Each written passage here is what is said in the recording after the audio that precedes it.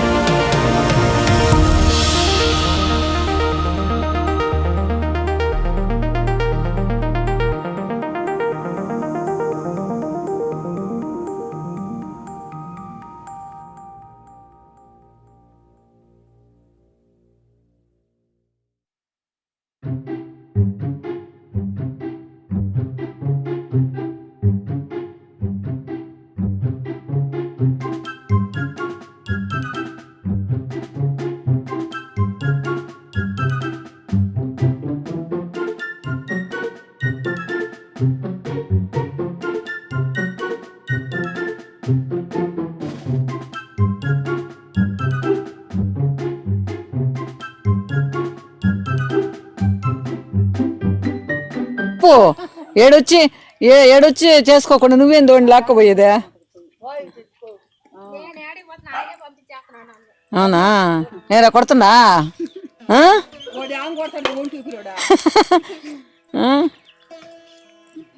ఒక తోపు దొయ్యండి వాడు కానీ నిన్ను కొట్టాడు అనుకో, ఒక తోపు దొయ్యి పడిపోతాడు.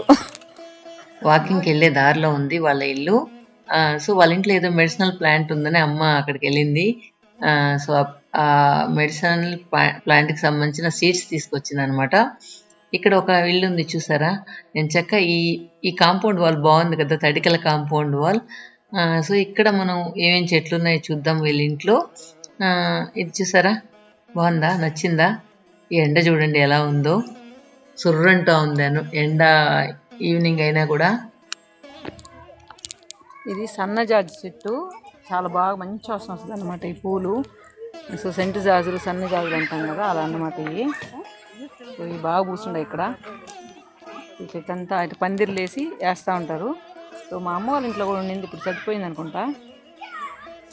చూసారా ఈ విధంగా ఉంటాయి, బాగుంది కదా. సో అనుకోవచ్చు మీరేంది అక్కడక్కడ కోసుకుంటున్నారు, ఊరంతా మందే కాబట్టి మన ఇష్టం, ఎవరు ఏమనరు.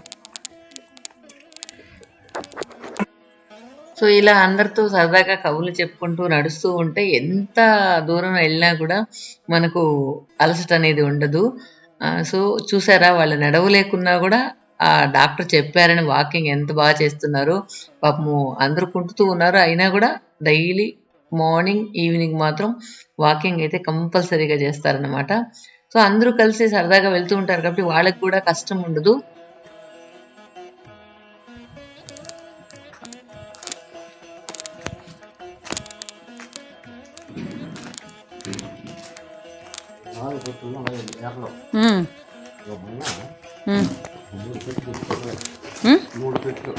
ఎర్రలు కొనుక్కొచ్చారా?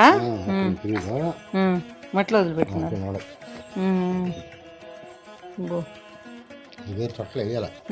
ఎత్తుపోయి ఆడేస్తారా? ఎరువులో కలుపుతారా? ఎన్ని కూడా అయ్యానా? మందు లేకుండా, మందు లేకుండా. వీటికి ఏం చేయాలి నువ్వు? రోజు నీళ్ళు చల్లాలా? నీళ్ళు వస్తే నీళ్ళు పెట్టాలా? ఇది ఒక ఎర్ర కూడా కనబడలేదా? ఎప్పుడో పడినట్టు కదా, లోపల ఉంటాయి. ఫస్టంగా వేసినారు దండి గీలా, ఇది మాత్రం మెత్తంగా వచ్చేస్తుంది. మట్టి కూడా మెత్తంగా వచ్చేస్తుందా? తిని పెంట అన్నమాట పైకి వచ్చేస్తుంది. దాన్ని ఒక నెల తర్వాత అంగుళం వస్తుంది, అప్పుడు దాన్ని పట్టణం రోజు పైకి వస్తుందా? రోజు సాయంకాలమా? సాయంకాలం అది ఎత్తి మళ్ళీ వేరే ఏడబ వస్తున్నావా? రూమ్ తాళం వేస్తున్నావా? తీతలు రోజు సాయంకాలం నువ్వు పైన జవరాల అంటే అది వేసిన పెంట ఎరువు. ఎరువు రోజు ఈ 3 తొట్లు 4 తొట్లు తీస్తావా? అదేలే రోజు. ఏం అన్ని ఇట్లా నిండా పెట్టలేదా? పళ్ళు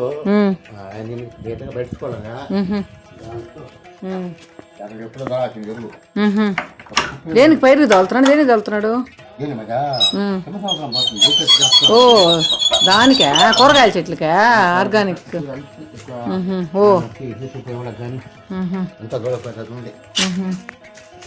లైట్ లేదు.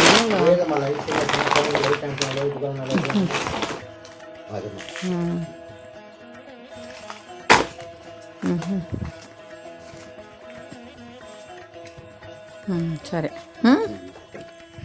నువ్వు రాత్రి ఇడే ఉంటావా? నీళ్ళు ఇక్కడ బోరుందా? ఎక్కడికి?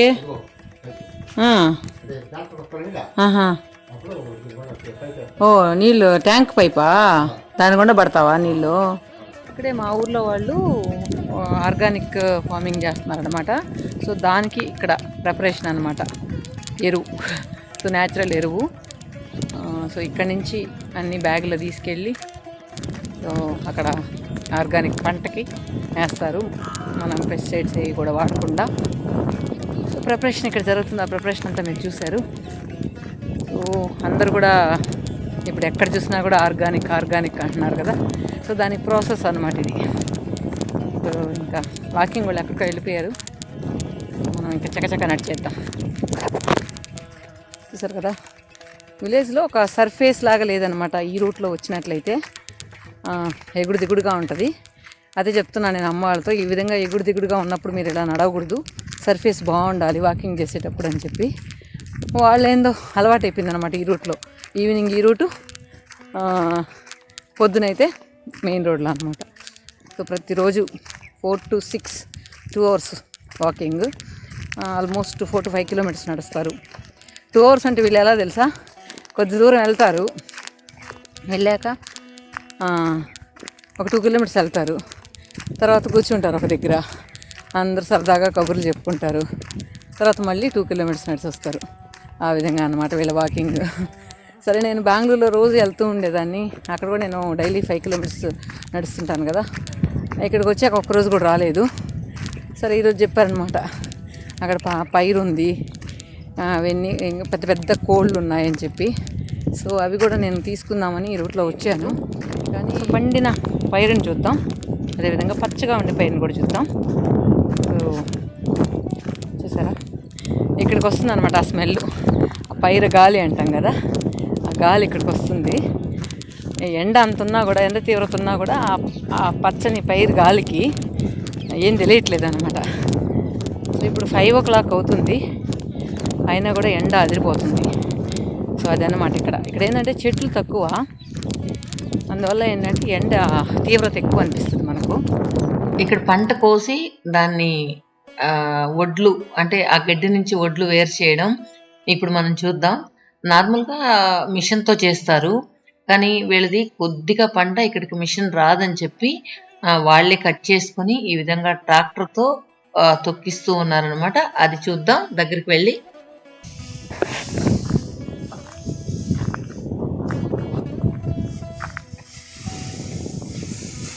తొక్కాలా ట్రాక్టరా?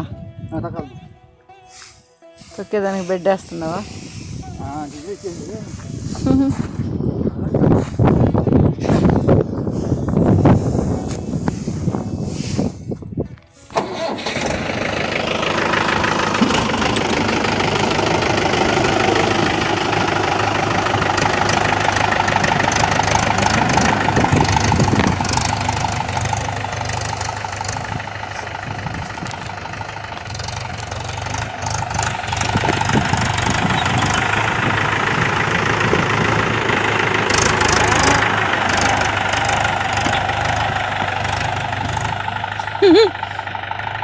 ఏం లేట్ నువ్వా?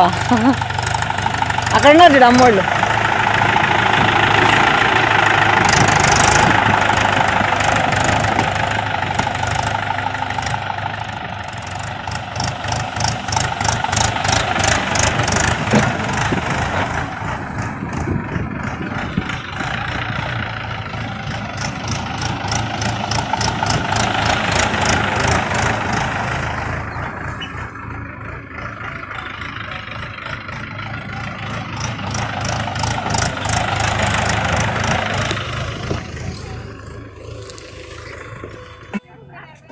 ఆమెతో పని కాదు,